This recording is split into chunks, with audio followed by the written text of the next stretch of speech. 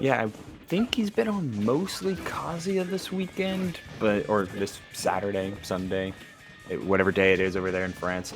Uh, time zones are a fickle thing, but the T Kazuya, I would expect trying to meet strength for strength here. Like, okay, if Mii Brawler wants to come at me with his frame 3 nair and all of these hitboxes and powerful throw conversions, well, I can do that.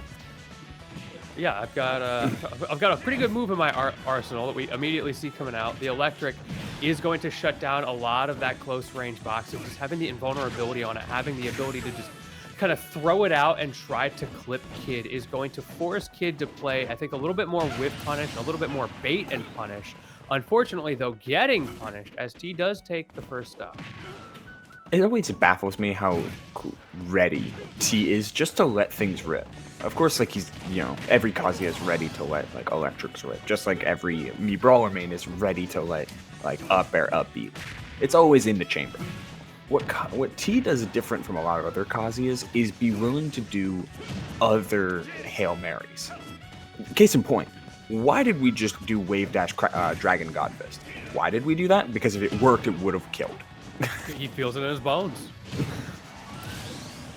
Oh, okay. Dustblu's going to close out that stock, but another situation of I've got some big buttons.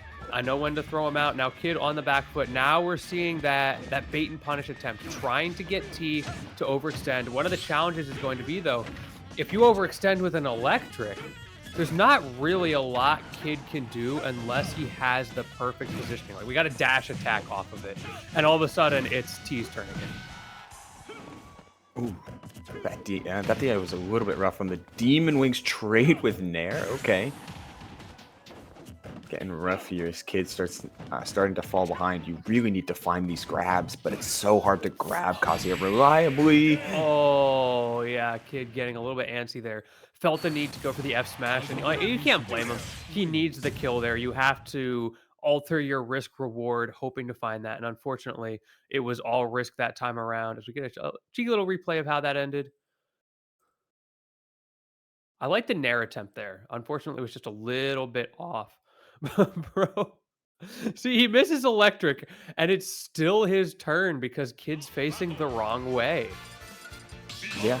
Uh, I would say that I'm used to it, but I'm really not. Like, if you put me on the controller against a Kazuya, I always think, nah, I'm different. I can punish this electric. Yeah, And yeah. you You go just for can't. the 20,000 frame turnaround there and then try to hit him with a combo starter. I feel So, that. it's like, Early there's gotta be 84. something. Oh, Break the you're back, gone. forward angles, and catches the jump as well. Ya dead, Kid. 0% on the board for T. Another 20-second stock coming out. On Akasia, though.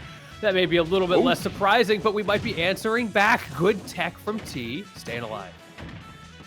And this is an important series, though. No double jump on this side. Oh, no. The drift from T, even on Kazuya, was just scouted enough in order to get out of that conversion. 71% here with Rage Drive online. Kid trying to threaten back air, trying to threaten any sort of finish. At 138, you might even still be able to get something like up to up B or up air up B. That would be tough, though. You're at this awkward percent. Might just go for the nair off stage. Ooh, okay. Tries to mix him up with a multi-hit. No dice there. Once again, T is on point with the tech timing. And at max rage, okay, we close it out. That's getting real scary. At max rage, I know Kazuya can always kill you, but it enters a new gear. Absolutely stuffed.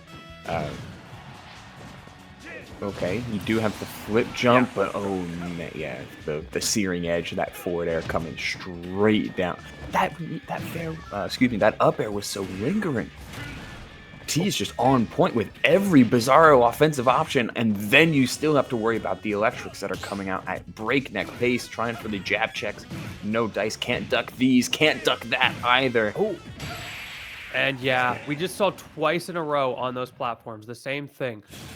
He plays the tech chase game in a way where if he misses the first option, he's still got the frame advantage to react and punish your follow-up. Let's see exactly what happened here. It was both platforms back to back, creating this situation and then executing on it. A little bit of a scramble, A little bit off there, but he's spaced, he's ready, he gets his opening, and he takes game number 2.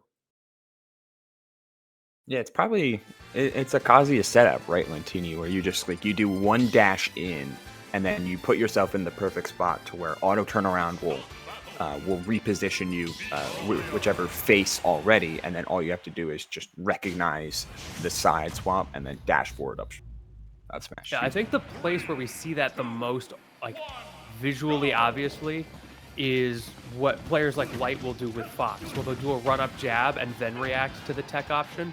I feel like it's similar for T there. I don't think he's reacting for the tech option off of the first move. It's exactly what you're saying. He's playing the setup game. Important to do with a character, with characters in general, so reliant on finishing their combos and finishing their food. Same can be said for Kid. There's been a couple of really opportune openers that have shown like their prowess, especially when it comes to finishing their combos. The conversions off of up B, I think, have been near perfect with only one key whiff.